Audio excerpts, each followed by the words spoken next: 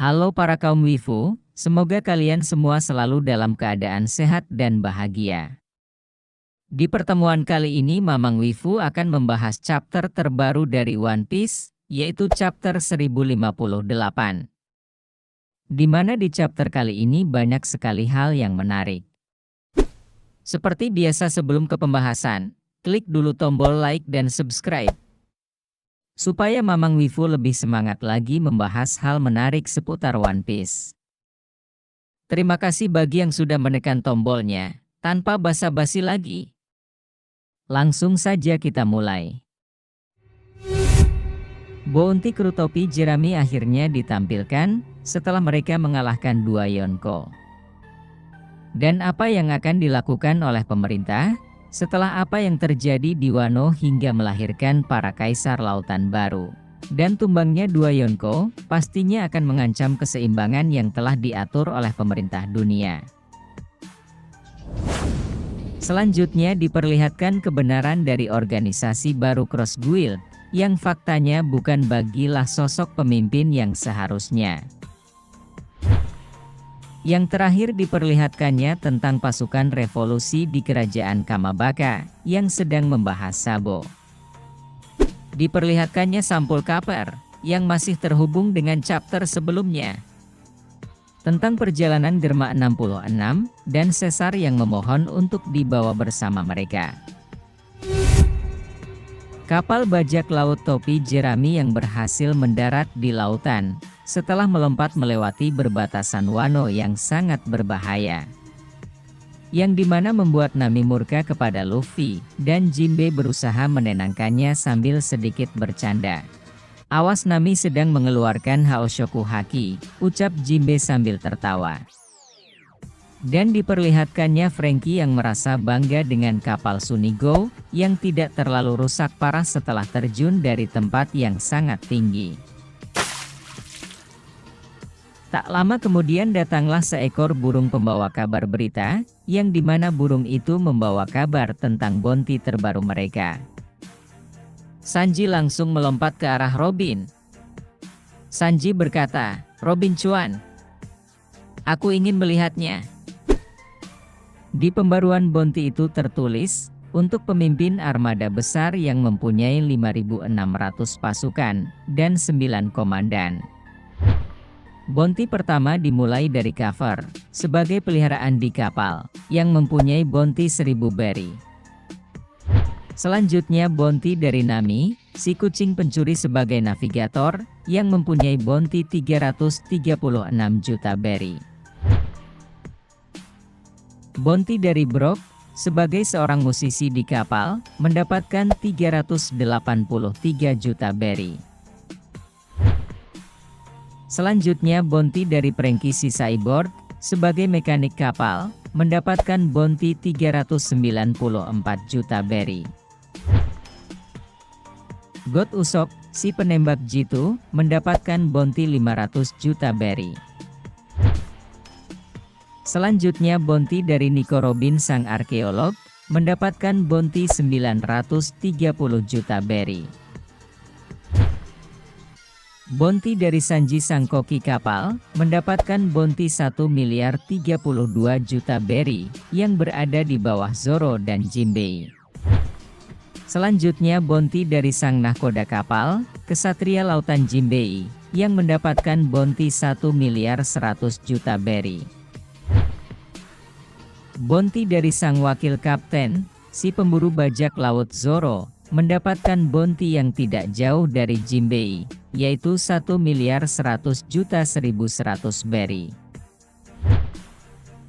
Dan yang terakhir bounty dari sang kapten, sekaligus seorang Yonko, mendapatkan bounty 3 miliar berry.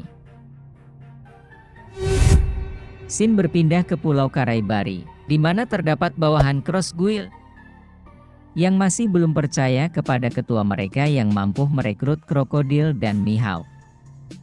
Sekaligus Buggy adalah salah satu dari 4 kaisar lautan. Kini kita diperlihatkan Buggy yang sedang menangis dan memohon ampun, dengan wajah yang penuh luka dan benjolan. Dan diperlihatkannya krokodil dan Mihawk yang sedang duduk, di mana krokodil mengangkat kepala Buggy, dan Mihawk yang mengangkat pedangnya ke arah Buggy. Mereka berdua tidak terima dengan kabar yang tersebar bahwa Buggy sebagai pemimpin Cross Guild, yang nyatanya organisasi itu didirikan oleh krokodil dan Mihawk. Dan datanglah Mr. Tree, mantan bawahan Buggy, yang sekarang memanggil bos kepada krokodil. Buggy berkata, "Kau tega mengkhianatiku, Galdino." Dan Mr. Tree menjawab, "Aku tidak pernah bergabung secara resmi denganmu." Dan anak buah Buggy yang lainnya pun sedang dalam kebingungan. Melihat kenyataan bahwa kaptennya sedang tidak berdaya di tangan krokodil, dan mereka pun berasumsi untuk menjadi bawahan krokodil. Setelah itu terjadilah flashback, di mana Mihawk sedang dikepung Marin di Pulau Kuraigana, tempat tinggal Mihawk. Dan diperlihatkan krokodil yang memanggil Mihawk lewat Denden Mushi. Dalam pembicaraan itu krokodil mengajak Mihawk membentuk organisasi. Dan organisasi itu adalah Cross Guild, yang dimana pemimpinnya adalah krokodil dan Mihawk. Di sini Mihawk sempat meragukan tawaran dari krokodil. Dan di sini kita diperlihatkan flashback lain di Pulau Karaibari, di mana Buggy sedang bersiap untuk kabur. Karena telah dikepung oleh Marin, namun seperti biasa para bawahan Buggy selalu percaya bahwa bosnya hebat, maka mereka pun menyuruh Buggy untuk melawan angkatan laut. "Brengsek! Padahal aku mau kabur," ucap Buggy.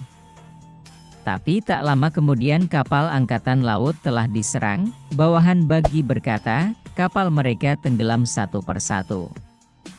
Buggy pun kaget. "Siapa yang mampu melakukannya?" ucap Buggy. Dan ternyata yang melakukannya adalah krokodil. Sontak para bawahan Buggy berkata, berarti kabar yang mengatakan bahwa krokodil bekerja kepada Kapten Buggy itu benar. Dia berani melawan angkatan laut untuk menolong kita. Dan mereka bersorak, "Ini baru Kapten Buggy." Di sisi lain Buggy ketakutan dengan kedatangan krokodil, di mana krokodil datang untuk menagih hutang kepadanya. Tak lama kemudian krokodil pun bertemu dengan Buggy, dan langsung bertanya, "Dari yang aku kenal seharusnya kau sudah kabur," ucap krokodil.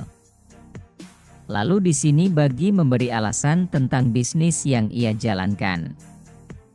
Buggy berkata, "Bisnis ini seperti terlihat lancar. Tapi banyak mulut yang harus kami beri makan, dan para raksasa penghasil terbaik banyak yang keluar." Krokodil menjawab, "Kalau kau sudah bangkrut, aku tinggal menjualmu sebagai budak." Buggy mencoba meredakan amarah krokodil, tapi krokodil tetap tidak terima dengan Buggy yang sudah meminjam uang kepadanya.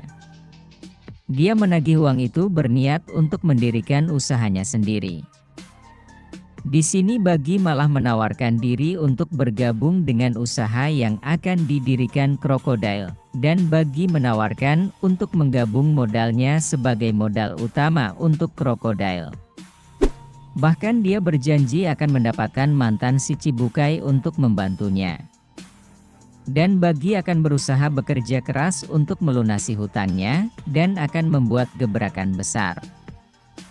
Kita kembali ke masa sekarang, di mana kita diperlihatkan krokodil yang menunjukkan poster Cross Guild kepada Buggy, dan dia mengatakan, "Kau sudah menyebarkannya. Dan kau terlihat paling menonjol Pak Ketua," ucap krokodil sambil menyindir Buggy. Buggy menjawab, "Itu semua bukan kerjaanku. Hanya saja para bawahanku yang terlalu berlebihan. Aku sendiri pun kaget saat melihatnya. Dan ternyata semua itu benar, hanya kerjaan anak buah Buggy yang terlalu melebih-lebihkan bosnya." Halaman pun pindah ke markas Angkatan Laut, di mana kita diperlihatkan Angkatan Laut yang sedang membahas Buggy. Di mana mereka membahas Buggy yang bisa menjadi seorang Yonko. Mereka mengatakan, selain Buggy pernah termasuk sebagai orang yang berhasil kabur dari Impel Down, dia juga salah satu mantan kru Raja Bajak Laut.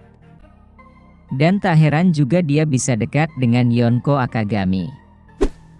Banyak sekali yang mereka bahas, termasuk krokodil yang pernah menolong Bagi meskipun kenyataannya lain. Mereka pun mengetahui saat krokodil menghubungi Mihawk, dan tentang pergerakan perburuan Angkatan Laut. Angkatan Laut meyakini bahwa mereka mendapat suntikan dana dari organisasi gelap. Mereka pun langsung mengeluarkan bounty untuk para pendiri organisasi Cross Guild. Yang pertama bounty Crocodile yang memiliki harga 1.965.000.000 berry. Mihawk mendapatkan bounty yang cukup tinggi, karena Angkatan Laut menilai dari keahlian berpedangnya yang di atas Akagami. Dan Mihawk pun mendapatkan bounty 3.590.000.000 berry. Sedangkan untuk Bagi mereka mempertimbangkannya dari asal-usulnya yang tidak biasa, dan mereka menganggap Bagi mampu menundukkan Mihawk dan Crocodile. Sehingga Bagi pun mendapatkan bounty 3.189.000.000 berry. Angkatan Laut menganggap Bagi sebagai ancaman besar untuk pemerintah, dan menjadikan dia salah satu dari Yonko bersama Luffy. Dan halaman terakhir di kerajaan Kamabaka, di mana kita diperlihatkan pasukan revolusi yang mendapatkan kabar bahwa Sabo selamat. Koala merasa senang, dan Ivankov menganggap itu semua sebuah keajaiban. Akan tetapi di balik obrolan pasukan revolusi, kita diperlihatkan Dragon yang memasang muka kurang senang. Dragon pun berkata, "Aku senang mendengar dia selamat. Namun jika benar dia telah membunuh Raja Cobra, aku tidak akan mengampuni, apapun alasannya." Dan Dragon pun bertanya kepada Kuma, "Dengan apa saja yang sudah terjadi?" Di sini kita diperlihatkan Angkatan Laut yang sedang menyadap panggilan ke kerajaan Kamabaka. Suara Denden Musi pun terdengar. Koala langsung menjawab panggilannya. Dan ternyata itu adalah Sabo sang Kaisar Api. Chapter 1058 pun ditutup. Mohon maaf bila ada salah kata dan penyampaian. Semoga yang menonton video ini selalu diberikan rezeki yang berlimpah.